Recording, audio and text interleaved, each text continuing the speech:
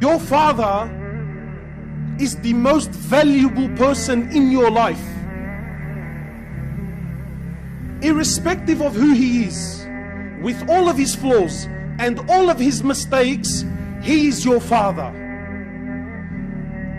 And I don't know what else to say. How do I say it in a way where, brother, you know your father? He owns you. You know your father? He owns you. You know what he owns you means? He owns you. He owns your clothes. He owns your shoes. He owns your money. You know your money? If your father, if, I'm not encouraging fathers, I'm just giving you, if your father took every single dollar you own, you have nothing in front of Allah. You have nothing in the Islamic courtroom. You have nothing, because he owns you. He owns your wealth. He owns your clothes. He owns everything about you. He owns you. That's your dad.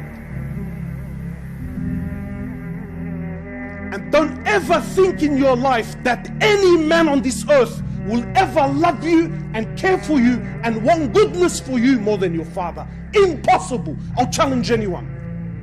Wallah, the kaf, if your father slapped you with all his heart, the kaf from your father is more beloved, should be more beloved and dearer to you than 1,000 hugs from the boys on the street, from 1,000 hugs from your wife, from 1,000 hugs from your children, because that kaf that comes from your dad, you know exactly where it came from. Whereas those hugs on the streets, and those hugs that come from your wife, and those hugs that come from wallah, you don't know what price you're going to pay behind those hugs and those smiles.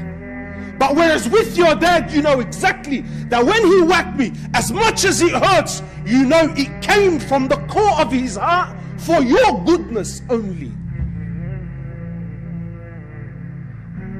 Our fathers are deeply flawed. No one is perfect.